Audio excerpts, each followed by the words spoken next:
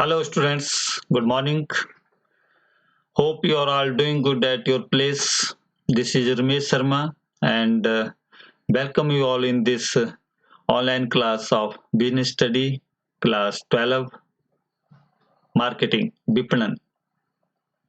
पिछले वीडियो में बच्चे हमने लर्न किया था फंक्शंस ऑफ मार्केटिंग के जो कार्य हैं उनके बारे में अध्ययन किया था, और इस वीडियो में हम लर्न करेंगे difference between marketing and selling के बीच में क्या अंतर है विपणन और विक्रयण में, और जो डिफरेंट फिलॉसफीज ऑफ मार्केटिंग है उसके बारे में अध्ययन करेंगे.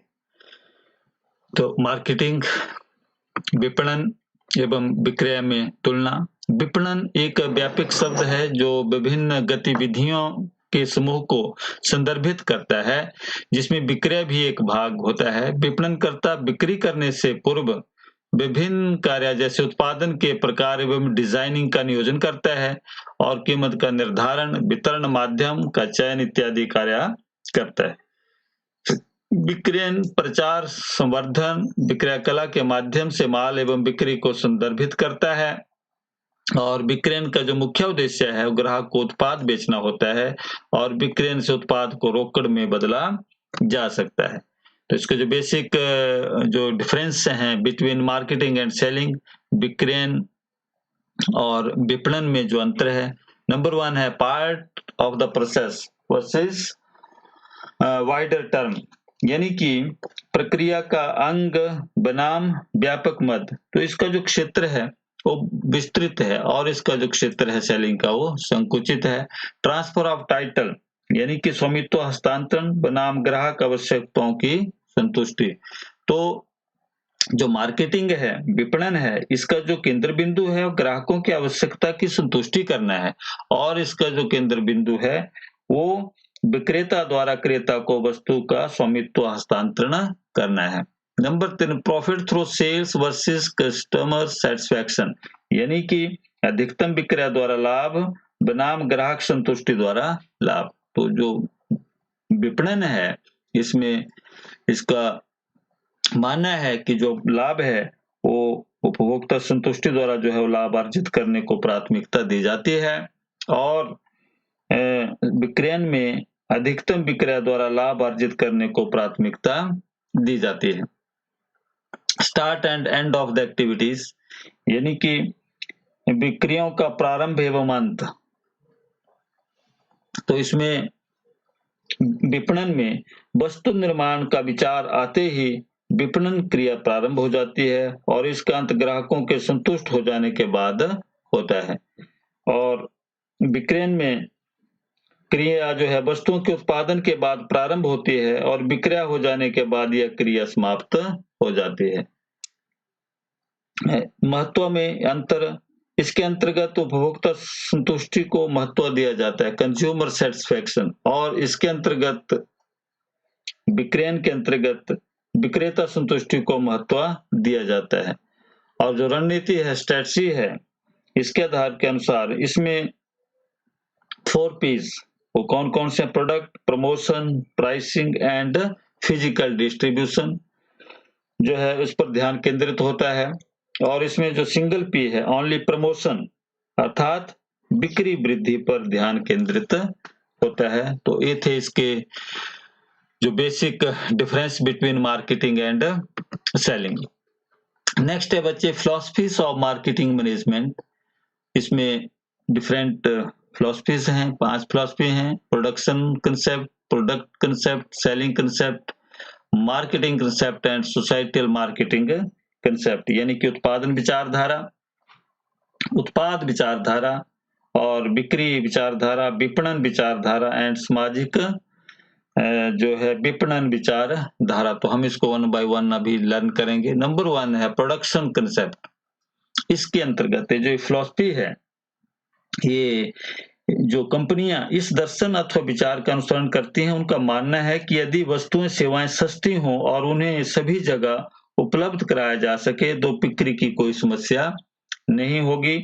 और इसी विचार के मद्देनजर ये कंपनी अपने विपणन प्रयासों को उत्पाद लागत कम करने व मजबूत वितरण प्रणाली डिस्ट्रीब्यूशन सिस्टम स्थापित करने पर लगा देती है और उत्पादन लागत को न्यूनतम स्तर पर लाने के लिए ये कंपनियां बड़े स्तर पर उत्पादन करती हैं। इससे बड़े पैमाने पर उत्पादन की बचतें जो है इकोनॉमीज प्राप्त होती है और परिणामिता प्रति इकाई उत्पादन लागत में कमी आती है।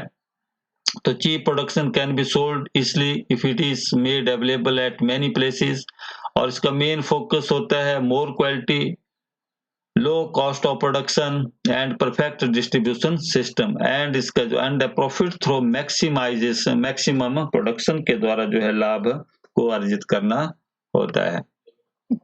दूसरा जो विचारधारा है वो है उत्पाद विचारधारा, प्रोडक्ट कंसेप्ट। इसके अंतर्गत इस जो कंपनियां इस दर्शन का अनुसरण करती हैं उनका मानना है कि वस्तुओं सेवाओं की जो गुणवत्ता है, क्वालिटी है, वो बेहतर हो तो ग्राहकों को आसानी से आकर्षित किया जा सकता है।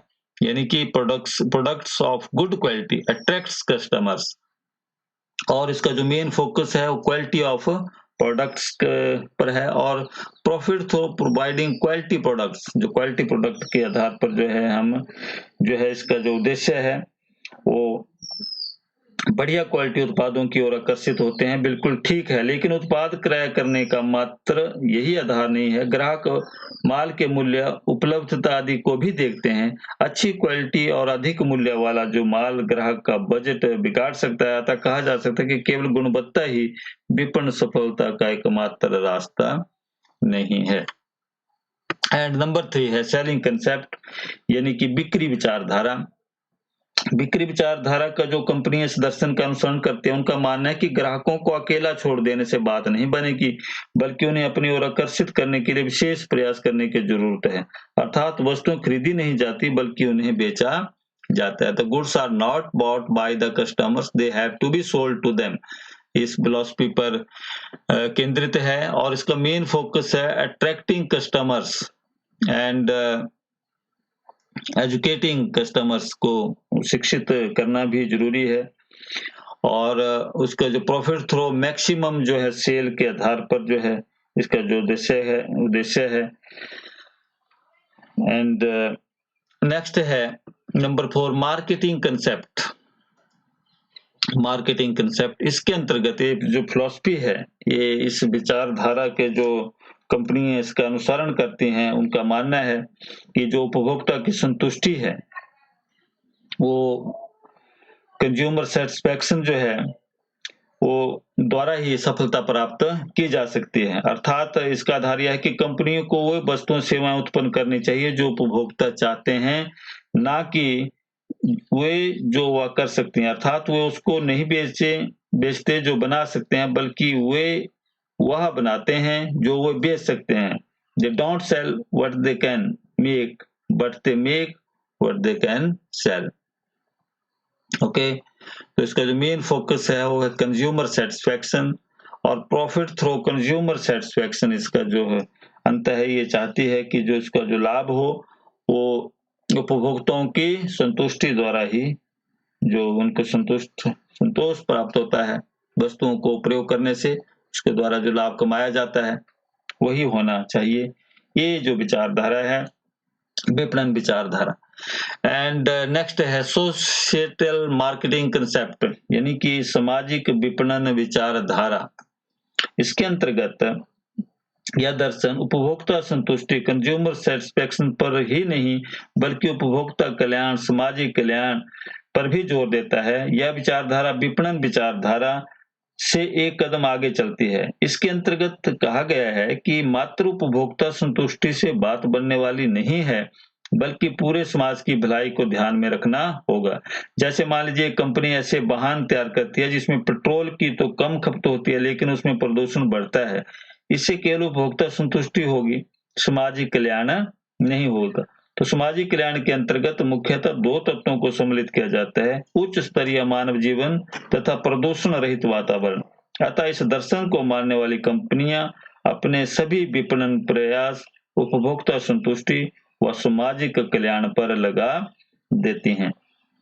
तो profit through consumer satisfaction and social welfare पर ये जो है विचारधारा जोर देती है। संक्षेप में हम कह सकते हैं कि एक नवीनतम विपणन विचारधारा है।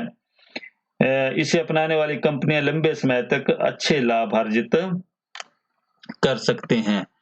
तो बच्चे थे विभिन्न, इसमें आपने इस वीडियो में लर्न किया difference between marketing and selling and जो विभिन्न विपणन के संबंध में जो विचारधारा हैं उनके बारे में। होप आपको ये वीडियो अच्छे से पसंद आया होगा। Do like, share this video, and if you have any query, do write in the comment section. Thank you very much.